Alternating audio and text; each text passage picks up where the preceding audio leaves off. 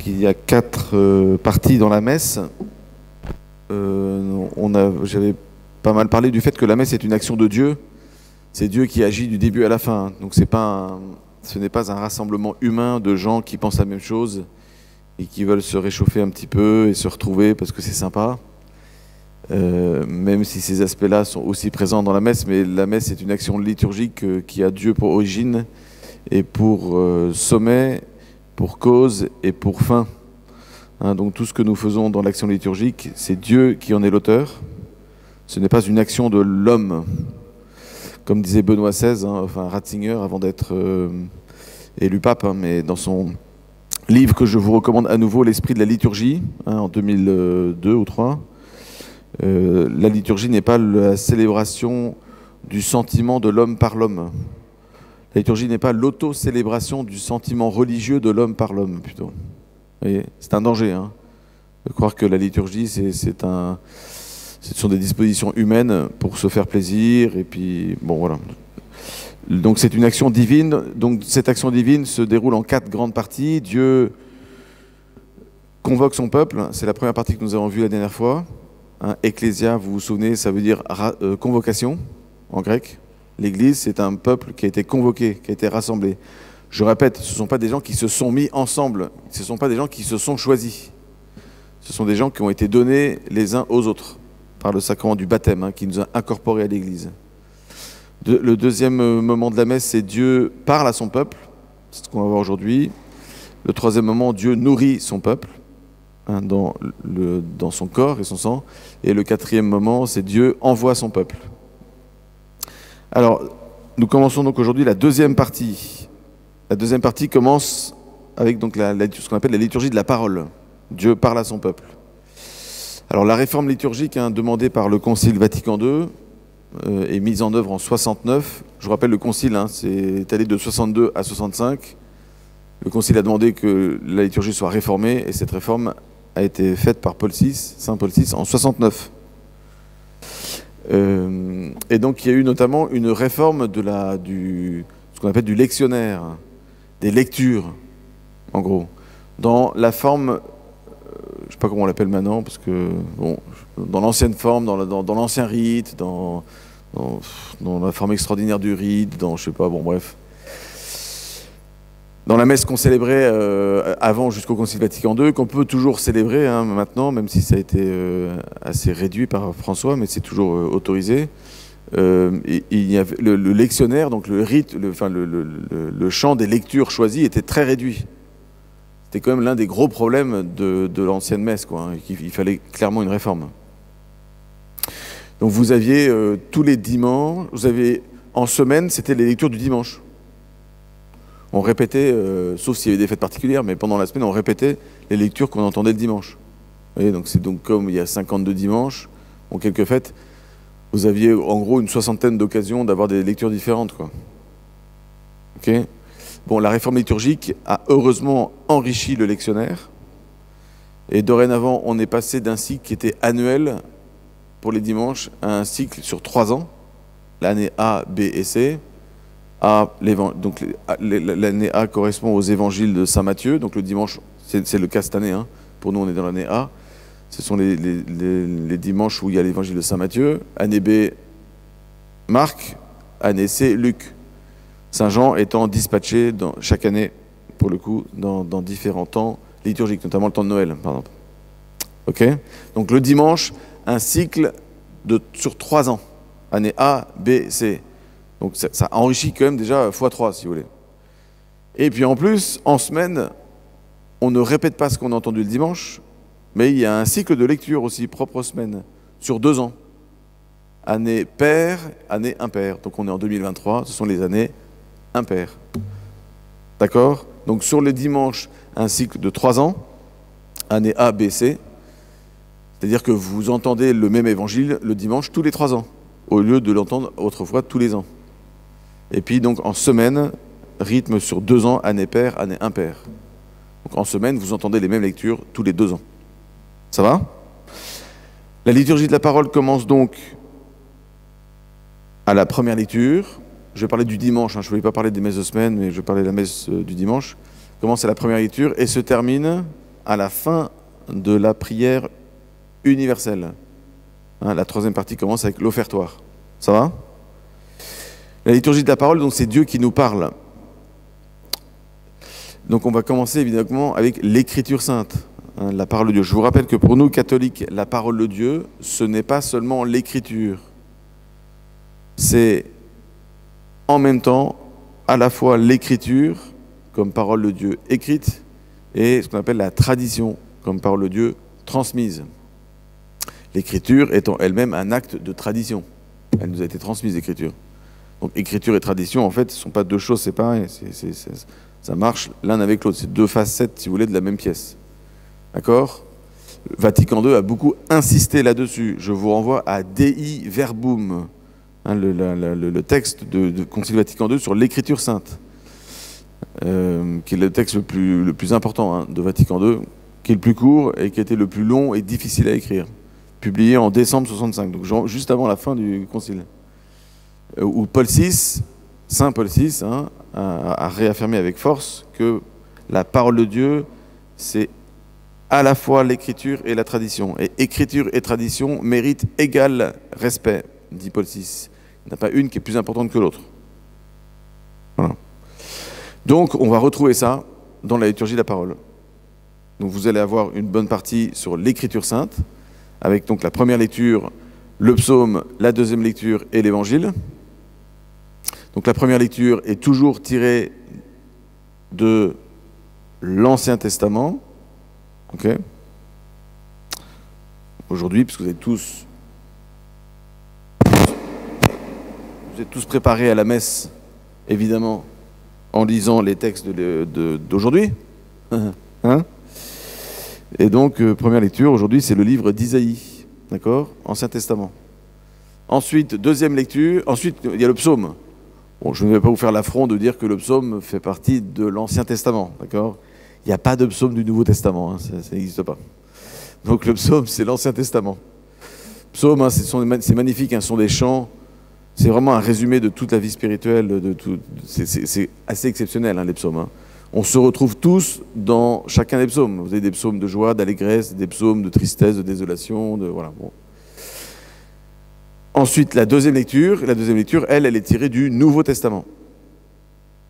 Excepté les évangiles, parce que l'évangile c'est après. Donc ça va être des lettres de Saint Paul, de Saint Jean, de Saint Jacques, de Saint Pierre, de Jude, bon, tout ce que vous voulez. D'accord? Et ensuite vous avez l'évangile. La première lecture correspond toujours, fait toujours écho à l'évangile, et toujours une préparation pour comprendre l'évangile. L'évangile étant toujours l'accomplissement de ce qui a été présenté, annoncé dans la première lecture. Ça, je parle des dimanches. Ce que je vous dis là ne marche pas pendant les lectures de semaine. Hein. Et le dimanche, la première lecture matche toujours avec l'évangile. La deuxième lecture, c'est pas toujours le cas. C'est souvent une lecture suivie d'une lettre de Saint Paul, de Saint Pierre, bref. Parfois, ça matche. Hein. Par exemple, quand vous avez des fêtes particulières, comme aujourd'hui l'Épiphanie, la première lecture et la deuxième lecture marchent ensemble et font écho, enfin préparent l'évangile. D'accord? Mais sinon, un dimanche de temps ordinaire, première lecture va faire écho, enfin plutôt l'évangile va faire écho à la première lecture. Donc première lecture de l'Ancien Testament, psaume, deuxième lecture du Nouveau Testament, et puis évangile. Alors les lectures sont lues, à part l'évangile, par des laïcs, baptisés, qui ont la foi catholique. Je parle de la liturgie catholique. Homme ou femme. Alors quand on lit, c'est bien de lire les lecteurs, là. C'est bien de lire la lecture avant. Si vous la découvrez en lisant, ça va se voir. Tout le monde va voir que vous découvrez votre texte. Hein. Ne vous inquiétez pas, vous ne pourrez pas faire semblant. Il y a un moment où vous allez trébucher, et on voit bien que vous n'avez pas... Donc il vaut mieux, pour éviter de vous prendre une cuite devant tout le monde, la préparer avant et la lire avant. De la lire lentement, pas trop vite. En général, on est tenté de parler 2 fois trop vite. Parler lentement. Et de prier ce qu'on dit. Quand on lit l'écriture, que ce soit l'écriture ou pour le prêtre l'évangile, ne jamais faire comme ça. Je vais vous montrer ce qu'il ne faut pas faire. D'accord? Je vais vous montrer ce qu'il ne faut pas faire. Jésus était né à Bethléem, en Judée, au temps du roi d'Hérode le Grand. Or, voici que des mages venus d'Orient arrivèrent à Jérusalem et demandèrent « Où est Jésus ?» Bon, vous avez compris. En fait, on ne lit pas, c'est pas le prêtre ou vous qui lisez un truc sympa à vos copains. Vous ne lisez pas une parole qui vient de vous. Vous lisez une parole qui ne vient pas de vous. Vous lisez une parole de Dieu. Donc, pour manifester que cette parole ne vient pas de vous, on ne regarde pas les gens. Si c'est une parole qui vient de moi, ce que je suis en train de faire là, je suis en train de vous regarder. Ça, c'est pas gênant, parce que cette parole que je vous dis, elle n'est pas divine, elle est de Charles Rochat. D'accord? Mais si je vous lis une lecture qui ne vient pas de moi, eh bien, je vous montre que je le lis. Donc, je baisse le nez, sans problème, hein, et je lis. Je lis. Je ne vais pas faire ça. Et plus vous allez capter le regard, c'est tout faux en fait. C'est vraiment c'est l'anti-liturgie en fait. Vous allez essayer de capter le regard des gens, alors que le but de la liturgie, c'est de surtout pas capter le regard des gens, mais c'est de faire tourner le regard des gens vers un autre que soi-même. C'est Jean-Baptiste. Prenez Saint Jean-Baptiste, c'est un modèle en plein de choses, aussi en liturgie.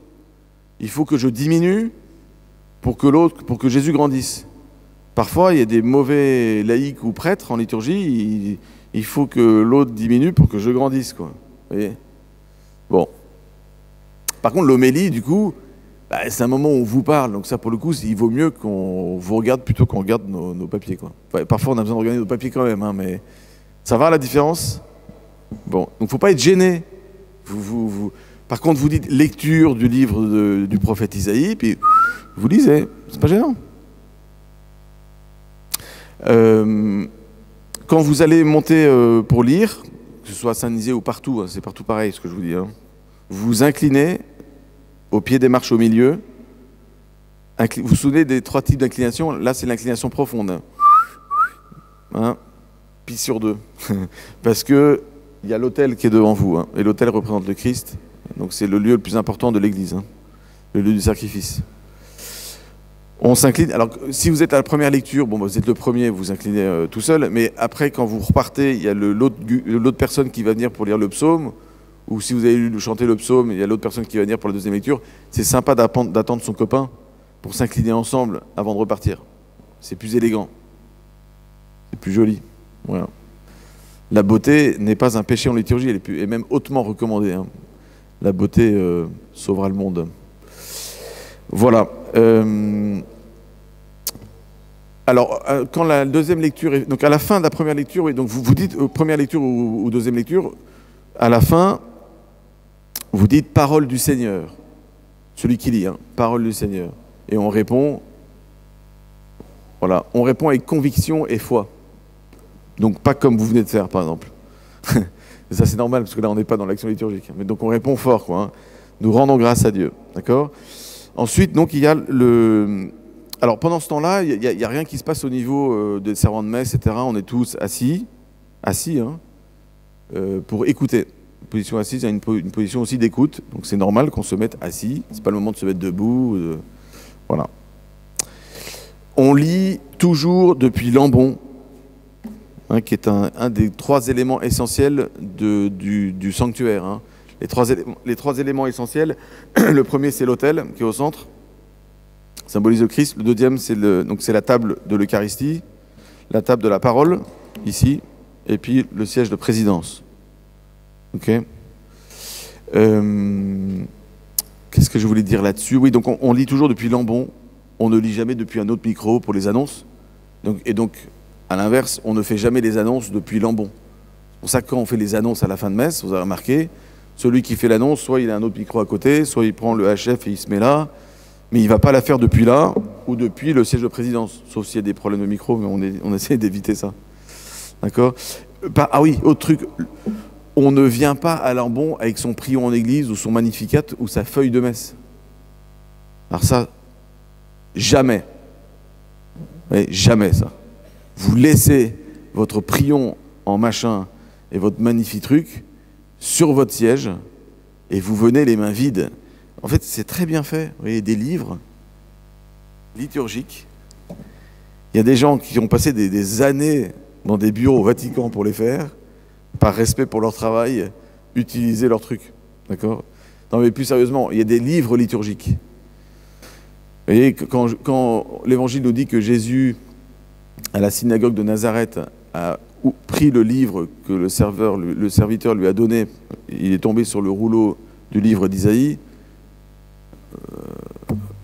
vous imaginez pas Jésus venir avec sa feuille de synagogue, sa feuille de messe faite par le rabbin la veille au soir, son pauvre truc. Non, on prend un livre, il y a des rouleaux. Non mais vous imaginez la procession liturgique à la basilique Saint-Pierre de Rome en prenant une feuille de messe Non, c'est pas possible. Donc on ne vient pas avec son prier en église ou sa feuille. En fait, les gens pensent que la feuille de messe faite par la paroisse est plus fiable que les livres liturgiques. Détrompez-vous. Hein, bon. D'ailleurs, Rome, le Vatican, par exemple, a interdit, parce qu'il faut tout prévoir, a interdit aux prêtres d'utiliser des iPads sur l'autel, ou des téléphones, ou des machins, sauf si vous êtes à célébrer la messe dans la Pampa et vous oubliez votre missel. Mais... Donc il n'y a pas d'interdiction d'incruster un super iPad high-tech dans l'hôtel, parce que ça sera moderne. Hein. Il faut des livres. Parce que le livre, vous voyez, ça renvoie aussi au livre de l'Apocalypse, avec les 7 sceaux de l'Apocalypse. C'est pas l'iPad de l'Apocalypse. Il faut quand même qu'il y ait un symbolisme aussi biblique. Vous voyez. Alors, après la deuxième lecture, donc, l'évangile est proclamé. Et donc là, qu'est-ce qui se passe? Il se passe que le prêtre va se mettre au milieu de l'autel, enfin, va se mettre devant l'autel, et va dire la prière suivante. Alors ça, vous ne l'entendez pas, parce que c'est tout bas, d'accord? Mais le prêtre s'incline profondément, pendant que l'Alléluia est chanté, et il dit la chose suivante, hein, purifie mon cœur et mes lèvres, Dieu Tout-Puissant, pour que j'annonce dignement ton saint évangile. Je vous répète, purifie mon cœur et mes lèvres, Dieu Tout-Puissant, pour que j'annonce dignement ton saint évangile. Juste avant ça, évidemment, le servant de messe est venu avec l'encens, et l'encensoir, fumant, si possible, c'est mieux, avec des charbons incandescents, tout rouges. Et donc là, le prêtre met l'encens. Bon, on va en parler tout à l'heure, hein, parce que c'est l'épiphanie, ils sont venus apporter de l'encens. Vous vous souvenez que l'encens symbolise la prière qui monte vers Dieu. Hein, et c'est un signe d'adoration. On encense Dieu seulement. L'expression en français, d'ailleurs, il faut arrêter de se faire encenser. Ça montre bien qu'il est inapproprié de se faire encenser, parce que Dieu seul mérite l'encensement. Et puis ses ministres. D'accord ? Donc tout ce qui concerne Dieu directement, ou les objets du culte, ou les personnes du culte directement au service de Dieu, vont recevoir donc l'encensement. Donc là, au début, au moment où l'Alléluia commence, on met l'encens. Petite précision, hein, normalement, je vous dis comment se fait les choses normalement, après vous aurez toujours des contre-exemples, mais d'accord, je ne suis pas en train de jeter des anathèmes si vous voyez des choses qui ne sont pas faites comme ça, mais ce n'est pas l'animateur liturgique qui décide quand l'Alléluia commence. C'est le prêtre. D'accord ? C'est pas l'animateur liturgique qui dirige la célébration liturgique. C'est le prêtre. D'accord ? Voilà. Et puis il ne faut pas avoir peur des moments de silence. On en a parlé aussi la dernière fois, hein, des moments de silence. Ce ne sont pas des blancs. Les blancs, pour le coup, il vaut mieux les éviter. Des trous, des trucs, ça c'est pas assez fluide. Le serment de messe qui rêvasse et qui arrive en retard, ça ce sont des blancs, ce pas des silences. Mais il y a des moments dans la liturgie où c'est important d'avoir des silences.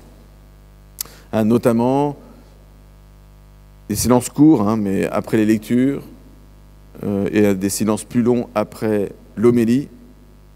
D'accord ? Il ne faut pas vous inquiéter si après l'homélie, on prend un petit temps de silence. Et puis après la communion, silence. Silence, ça veut dire qu'il n'y a pas de chant, pas de bruit, ça c'est différent, mais il n'y a pas de chant, il n'y a pas de... Puis on se tait et on laisse Dieu parler. C'est pas des trucs où on s'embête, quoi. C'est pas le moment de regarder son téléphone, de regarder sa montre, vous voyez. J'ai rarement vu un fiancé ou une fiancée le jour de son mariage en train de regarder la montre toutes les 5 minutes, quoi. Vous voyez. Bon. Donc le silence est un moment important aussi dans la liturgie pour habiter, en fait. Hein. Les liturgies bavardes, ce sont pas des liturgies. Hein. Le silence, souvenez-vous ce que je vous avais dit la dernière fois, hein, Saint Augustin, le silence est le plus beau chant des amoureux. On mesure la qualité d'un chant au silence qui s'ensuit. Vous voyez, un chant religieux, un chant sacré. Vous mesurez la qualité d'un chant sacré s'il vous met en prière après ou pas. S'il vous excite, bon, bah, c'est pas un chant sacré, c'est sympa, hein, mais c'est pas un chant sacré. Donc, imposition de l'encens, le prêtre donc, se met au milieu de l'autel, s'incline et dit la prière que je vous ai dite, hein, purifie mon cœur et mes lèvres, Dieu Tout-Puissant, pour que j'annonce dignement ton saint évangile. Et puis ensuite, il vient ici et proclame l'évangile. Si c'est l'évêque qui préside la messe, alors le diacre ou le prêtre vont s'incliner devant l'évêque pour demander la bénédiction. D'accord ? Donc le diacre ou le prêtre dit à l'évêque, ou le diacre dit au prêtre, hein, si c'est un diacre, il doit lui aussi demander la bénédiction, même s'il n'y a pas d'évêque, hein, il le demande au prêtre. Et il dit, Père, bénissez-moi. Il s'incline devant, Père, bénissez-moi. Et le prêtre ou l'évêque répond, que le Seigneur soit dans votre cœur et sur vos lèvres, pour que vous proclamiez dignement son évangile, au nom du Père et du Fils et du Saint-Esprit. Pourquoi en fait? Parce que on lit l'évangile parce qu'on est envoyé en mission en fait. Il faut repartir toujours de l'action liturgique comme une action de Dieu. Et c'est Dieu qui envoie les gens. C'est la raison pour laquelle l'homélie, elle est faite par quelqu'un qui a reçu la mission de la faire. Ce n'est pas une question de compétence. Ce n'est pas une question de compétence. Il y a des gens dans nos églises qui sont plus compétents que nous au niveau de connaissances et plein de choses pour faire des homélies. Mais ce n'est pas le sujet en fait. Ce n'est pas le sujet. C'est comme si on demandait à un enfant de dire bon, ben, choisis un autre papa qui sera peut-être plus compétent que le tien. Mais non, mais mon papa, c'est pas une question de compétence, c'est une mission qu'il a reçue. Vous voyez ? Bon, l'homélie, c'est pareil. C'est pour ça que seul quelqu'un qui a reçu l'ordination, c'est-à-dire le diacre, le prêtre ou l'évêque, seules ces personnes-là sont autorisées à prêcher. Voilà. Donc, Monsieur Gaston ou Madame Michu qui ont envie de faire son truc, son machin, son discours, bah, ce n'est pas le lieu. Voilà, c'est pas le lieu parce que c'est pas la mission qu'elle a reçue ou qu'il a reçue. Ça va ça ou pas? Donc, ce n'est pas une question de compétence. J'ai pas dit que le prédicateur ne doit pas travailler ses compétences par ailleurs. Hein. Donc ça, c'est autre chose. Il faut travailler l'homélie, il faut se former, mais la question première n'est pas là. Et encore une fois, repartir du Christ et de Dieu. L'action liturgique est une action de Dieu. C'est lui qui envoie, c'est lui qui parle, c'est lui qui nourrit, c'est lui qui nous appelle, etc.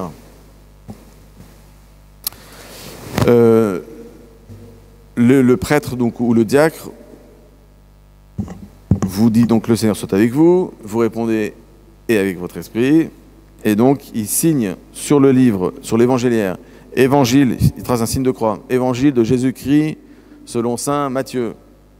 Et là, lui et vous, nous signons une croix sur le front, hein, pour que la parole de Dieu illumine mon intelligence. Mon intelligence. On a une intelligence créée par Dieu. Et c'est bien. C'est bien d'aimer avec intelligence. Donc que cette parole de Dieu qui illumine mon intelligence, que je la proclame par mes lèvres, hein, et qu'elle habite et pénètre mon cœur et mes sentiments. D'accord ? Donc l'intelligence, qu'elle illumine l'intelligence, qu'elle soit proclamée par mes lèvres, c'est la dimension missionnaire, hein, et qu'elle soit aimée et habitée dans mon cœur. Ça va ? Donc le prêtre vous dit, évangile de Jésus-Christ selon saint Matthieu, gloire à toi, Seigneur. Alors on ne fait pas un petit truc comme ça, prenez le temps, vous avez le temps. Hein. Bon. Et puis donc le prêtre lit, ou le diacre lit, ou l'évêque lit l'évangile. Et ensuite, hein, il vous dit, il prend le livre et il dit acclamons la parole de Dieu. Il ne dit pas acclamons le bout de parole de Dieu. Il ne dit pas acclamons la séquence de la parole de Dieu. Il dit acclamons la parole de Dieu. Avant, dans l'Ancien Rite, d'ailleurs, hein, on disait séquence du Saint-Évangile selon Saint Matthieu. Puis on a supprimé ça. Parce qu'en fait, quand on lit l'Évangile, même si c'est un petit bout, c'est tout l'Évangile qui est donné. Comme dans l'Eucharistie, si vous recevez un petit bout d'hostie, vous n'avez pas un bout de Jésus. Vous avez tout Jésus. D'accord?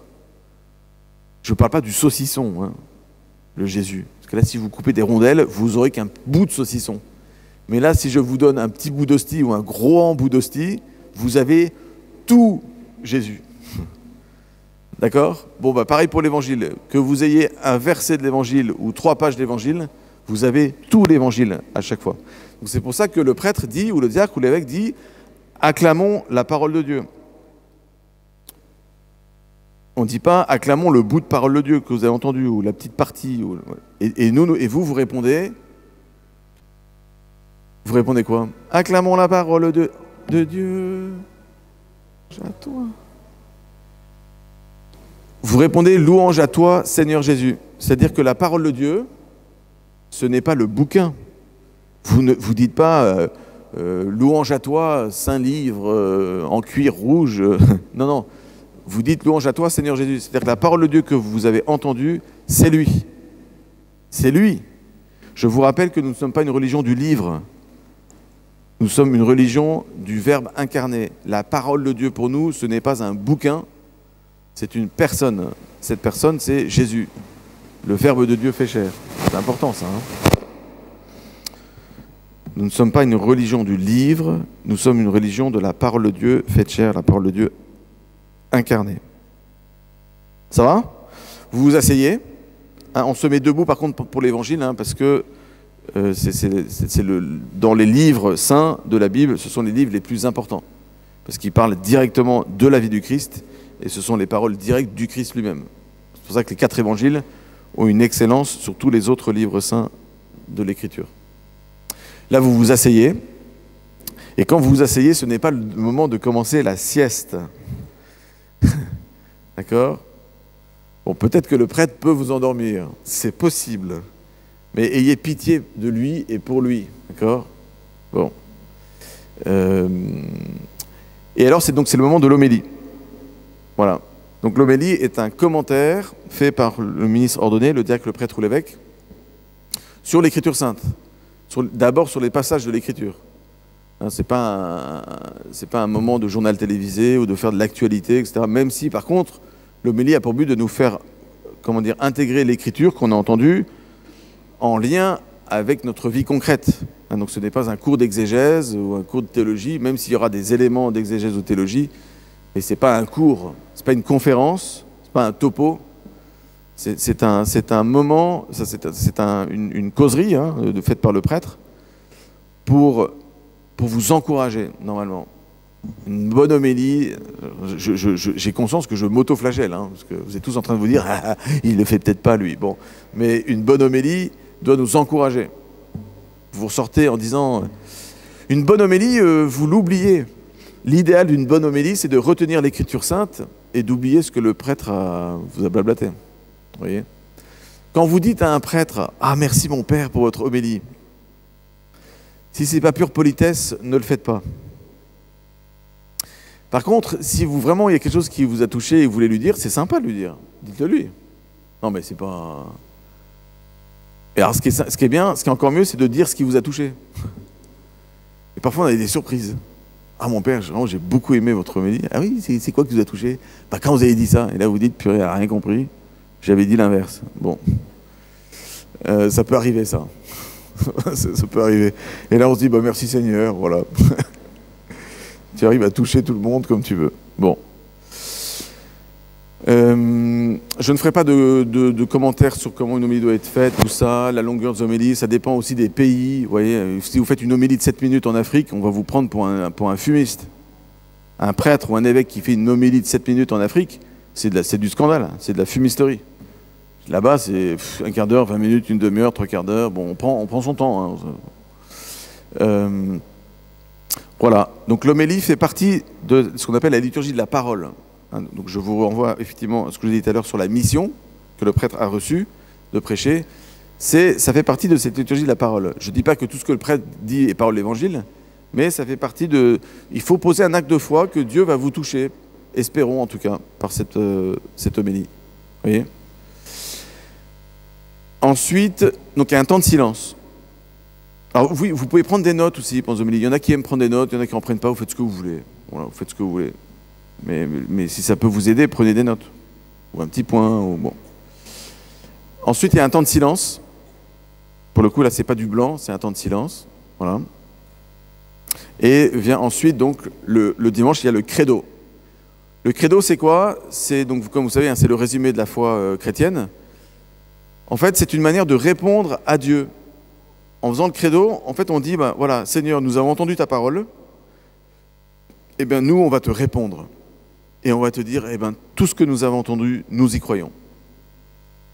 Et donc, on va te le dire. On se lève et on dit, ben, moi, ce Dieu qui m'a parlé, eh ben, je crois en lui et à sa parole. Et on proclame notre foi. D'accord? Donc, c'est vraiment le moment où vous répondez. C'est un des moments importants dans la liturgie de la parole, c'est là où vous parlez le plus. Hein. Donc, c'est le moment où vraiment où nous proclamons tous ensemble, vous comme le prêtre, hein, toute la foi de l'Église. C'est magnifique, en fait. Hein. C'est l'écho, c'est la réponse de l'épouse à l'époux, le credo. Voilà. Et après le credo, il y a donc la prière universelle. La prière universelle, donc, c'est cette prière que le peuple chrétien offre à Dieu. Je vous rappelle hein, que dans la liturgie, la dimension d'intercession est essentielle. Dans l'Épître aux Hébreux, qui est un livre magnifique du Nouveau Testament sur le Christ, grand prêtre, hein, c'est une magnifique méditation sur le sacerdoce de Jésus. En quoi Jésus est-il prêtre? Vous lisez l'Épître aux Hébreux, vous aurez beaucoup d'éléments de réponse. Et notamment, hein, l'Épître aux Hébreux dit que Jésus a offert dans des souffrances et des larmes, dans le cri et les larmes. Il a offert des supplications à Dieu qui pouvait le sauver de la mort. Donc l'Épître aux Hébreux présente le sacerdoce de Jésus, c'est-à-dire Jésus est devenu grand prêtre par son humanité, hein, de manière générale, hein, c'est en tant qu'homme qu'il est prêtre, en tant que Dieu fait homme, mais c'est dans son humanité qu'il offre son sacerdoce. Hein. Et l'un des aspects essentiels du sacerdoce du Christ, c'est pas le seul, hein, mais l'un des aspects essentiels, c'est la supplication, de présenter à Dieu des prières de supplication, d'intercession. Le prêtre, c'est celui qui intercède au nom du peuple vers Dieu. C'est pour ça que le vendredi saint, qui est le jour où nous célébrons le sacerdoce du Christ qui s'offre à nous, sur la croix, vous avez les 10 grandes intentions de prière. Vous vous souvenez, hein? On s'en souvient tous de ça, hein, parce qu'on passe notre temps à se lever, à s'agenouiller, à se lever, à s'agenouiller. Ouais, vous avez le diacre qui dit, voilà, prions pour le pape, le serviteur des serviteurs de Dieu, etc. Voilà. On s'agenouille pendant un temps, et puis on se relève, et là, le prêtre fait la grande prière. Et ça, 10 fois. Bon, bah ça, c'est le moment qui manifeste cette dimension du sacerdoce du Christ à travers l'intercession. C'est pour ça que les prières d'intercession sont importantes aussi, de présenter à Dieu nos offrandes de prière, les gens pour qui on prie, les intentions de prière, tout ça. Alors les intentions de prière, par définition, ne sont pas des prières, ce sont des intentions de prière. Donc une bonne intention de prière, c'est pas « Seigneur, nous te prions pour ». Parce que quand vous dites « Seigneur, nous te prions pour », là, c'est une prière. Une intention de prière, c'est « prions pour ». Vous voyez la différence ou pas? C'est pas la même chose de dire « Seigneur, nous te prions pour la tante Michu », plutôt que de dire « prions pour la tante Michu ». L'intention de prière, c'est « prions pour la tante Michu ». La prière, c'est le refrain. Jésus, fils de Marie, exauce-nous. Bon, voilà, ça c'est la prière. Donc il y a l'intention de la prière, où là, pour le coup, la personne s'adresse aux gens. Pour le coup, là, elle peut vous regarder. Prions pour l'Église du Dieu vivant, prions pour les catéchumènes, prions. Là, vous adressez aux gens, on va prier pour eux. Et après, on formule la prière. Et là, la prière, c'est le refrain qui est dit. D'accord ? Dans les prières universelles, vous pouvez en faire 4 ou 5. En général, il ne vaut mieux pas en rajouter trop, parce que sinon, ça va être trop long. Mais la première concerne le pape et ses intentions. Après, on peut prier pour l'évêque du lieu, ou les évêques, les prêtres, tous les ministres ordonnés. Pour les fidèles chrétiens, en général. Pour les personnes malades qui souffrent, qui sont seules, les personnes âgées. Pour les chefs d'État et les gouvernants. pour les hommes de loi, hein, tous ceux qui ont reçu une mission aussi de mener les gens au bien commun. Puis des intentions particulières, voilà, et puis avoir des intentions propres, je sais pas, pour les catéchumènes, par exemple, ou pour les scouts. Là, aujourd'hui, on va tout le groupe SUF, par exemple, enfin voilà, des circonstances particulières propres à la fête célébrée ou un événement particulier de la paroisse. Ça va? Voilà. Et là, donc, se termine la deuxième partie de la messe, la liturgie de la parole. Dieu parle à son peuple. Je résume. L'Écriture sainte et la tradition, ce sont les deux éléments, les deux bras de la parole de Dieu. L'Écriture sainte, première lecture, Ancien Testament, Psaume, deuxième lecture, Nouveau Testament, Évangile. D'accord? Puis, tradition de l'Église, c'est-à-dire l'homélie, le credo, la prière universelle. Ça va? Et vous avez donc les deux grands aspects de la parole de Dieu par laquelle Dieu va vous rejoindre. Ça va? Voilà, je vais m'arrêter là. Donc, on a vu la première partie la dernière fois, hein, Dieu convoque son peuple et aujourd'hui Dieu parle à son peuple. La prochaine fois, on verra les deux autres parties. Dieu nourrit son peuple. Hein, donc, je vous présenterai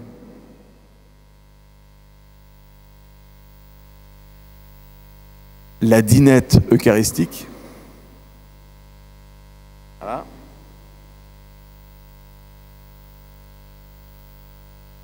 Voilà, je vous expliquerai comment ça marche, pourquoi on prend tel truc, le tel linge, le machin, voilà.